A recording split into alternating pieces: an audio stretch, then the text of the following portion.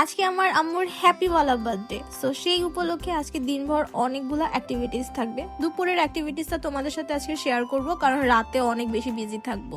সন্তানদের বার্থডেতে আম্মু আব্বু এত কিছু করে, সো আম্মু আব্বুদের বার্থডেতে আমরা কেন কিছু করব না? ছোটবেলা থেকে দেখে আসতেছে আমাদের 3 বোনের বার্থডেতে আম্মু সে সকাল থেকে এত প্রিপারেশন নেয়, এত কিছু রান্না বাড়া করে, আমাদের দিনটাকে আরো বেশি স্পেশাল করে দেয়।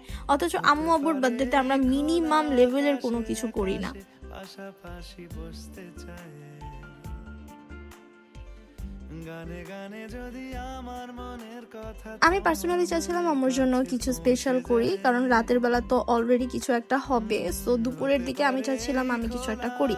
কিন্তু আমি যে আম্মুর জন্য কিছু রান্না করব সেই একদমই স্কোপটা পাচ্ছিলাম না, কারণ আমার স্টুডেন্টের এক্সাম চলতেছে, ওকে আমার একটু এক্সট্রা টাইম দিতে হয়।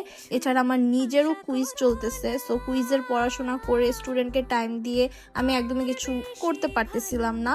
অ্যান্ড অলসো একটা স্পেশাল নোটে আমি নিজে কোনো ভালো শেফ না, আহামরি কোনো রান্না পারি না যে আমি অনেক কিছু করে ফেলবো।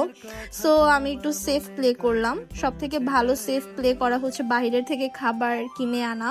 ওই দিন আম্মু বলতেছিল যে তোমার নানু চলে গেছে জলদি, শীতের খুব একটা পিঠা খাওয়ানো হয় নাই, সো আম্মুর ওই কথাটা আমার মাথায় আছে, এই জন্য আমি বাহির থেকে পিঠা অর্ডার করলাম। আচ্ছা চলো তোমাদের দেখায় কি কি অর্ডার করছি। মুরগির মাংস আর চিতই পিঠা, যেহেতু শীত অবশ্যই এই দুটা খাবার তো থাকাই লাগবে। সাথে একটা স্পেশাল খাবার হাতের বানানো সেমাই পিঠা, এটা কিন্তু স্পেশাল, সো আমি খুব এক্সাইটেড ট্রাই করার জন্য। সাথে ছিল পুলি পিঠা অ্যান্ড সবার প্রিয় আমাদের মেহেজাবিনের স্পেশালি পছন্দের পাটিসাপটা পিঠা। মানে আমাদের শীত আসলে মেহেজাবিনের জন্য এটা বানাতেই হয়, না হলেও একদম রাগ হয়ে থাকে, কারণ এটা ওর অনেক পছন্দের একটা পিঠা।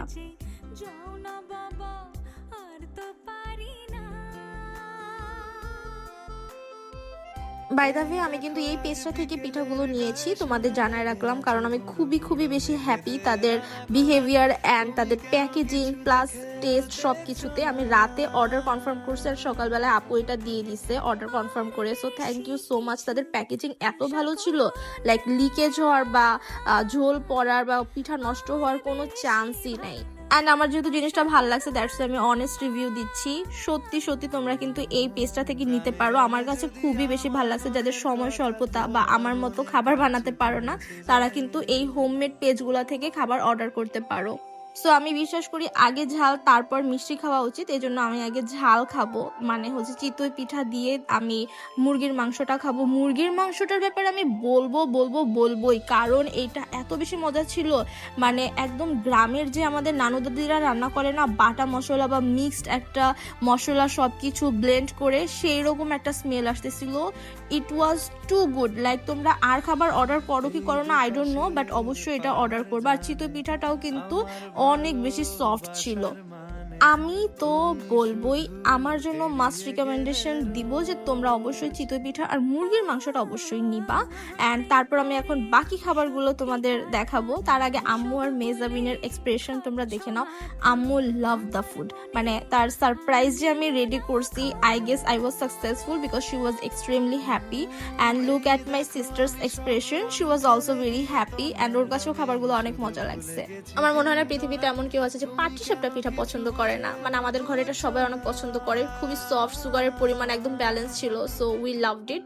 দেন আমরা পুলি পিঠা অর্ডার করেছি। পুলি পিঠাও সাইজে কিন্তু ভালো বড় ছিল, অ্যান্ড প্যাকেজিংটাও টিস্যু দিয়ে খুব ভালোভাবে করা হচ্ছিল।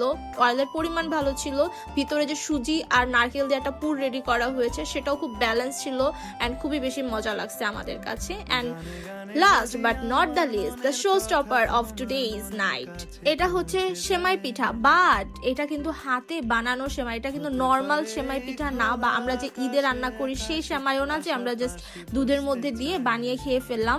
এটা একদম বাসায় বানানো সেমাই, তারপর সেটাকে দুধে ভিজিয়ে মানে দুধে দিয়ে রান্না করা হয়। অ্যান্ড এটার স্মেলটা মাশাল্লাহ এত বেশি ভালো আসতেছিল, টোটালি শুধু দুধ আর দুধের স্মেল আমি পাচ্ছিলাম।